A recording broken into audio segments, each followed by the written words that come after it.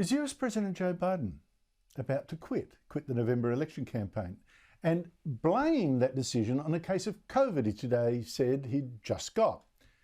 You know, it's all coming to a head now, and Biden looked beaten as he slowly and painfully dragged himself onto his plane to go home. Now, this COVID news comes after Biden was reportedly told on the weekend to drop out by Chuck Schumer, the leader of the Democrats in the US Senate, and also by the Democrats' House leader. 20 Democrat congressmen have publicly told him to quit. There's now newspaper reports breaking that he's now more open to discussions on this. And no wonder. You take his latest big speech, another disaster, couldn't even read the teleprompter without losing his train of thought. We're going to build 2 million affordable homes and cap rent increases of 5% a year so corporate landlords can't gouge. Anyway, I don't want to get going.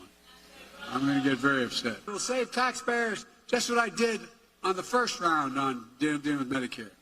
It saves the taxpayer $160 billion because they don't have to pay these exorbitant prices to these anyway. Now, Biden keeps saying he won't quit. There's no real way to force him. But with all the pressures on him now, has he got his excuse to quit, at least with some dignity? Oh, it's COVID. It's not because I'm senile. And what a coincidence. Yesterday, in fact, he said he'd drop out of the race if his doctors told him to. Is there anything that you would look to, you personally, not anybody else, not other pundits, not even perhaps family members, that you would look to say, if I see that, I will reevaluate? If there had some medical condition that emerged, if the doctors came to me and said, you got this problem, that problem. And the very next day, he says he's got COVID. Joining me is Sean Spicer, who was Donald Trump's first White House spokesman as president. Sean Spicer, thank you so much for joining us. The pressure on Joe Biden to quit now, it's just immense. His public appearances are terrible. His colleagues are abandoning him. Donors are closing their wallets. Now, I know you've made this point many times. No one in the party can now make him quit. He won the nomination vote. But do you still think he'll hang on, or will now he finally give up?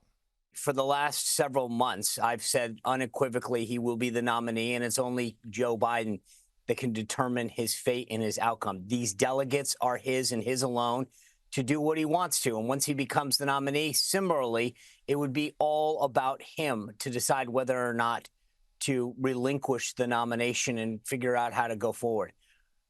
About 5 hours, I started to think for the first time that there might be something to this.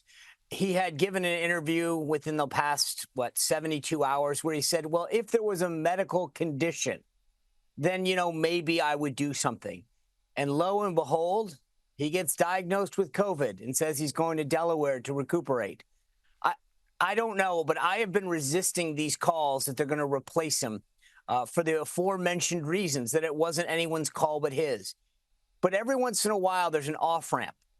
And I looked at it in my own career when I was in the White House with Donald Trump. And there's days when I said, hey, I got the off-ramp. God's giving me one to say, take it. Is God giving Joe Biden that off-ramp right now? I hope not. I want him to stay the nominee. And I actually think that it's foolish for Republicans to hope that he's not the nominee for a variety of reasons. But I will tell you, for the first time, I actually am second-guessing my own analysis on this and wondering if this is the exit ramp, because you combine what I just said with the fact that the DNC told their delegates today that this virtual roll call that they are going to do is getting pushed back. That gives Biden even more time to formulate some off-ramp excuse why he's dropping out and handing the baton over.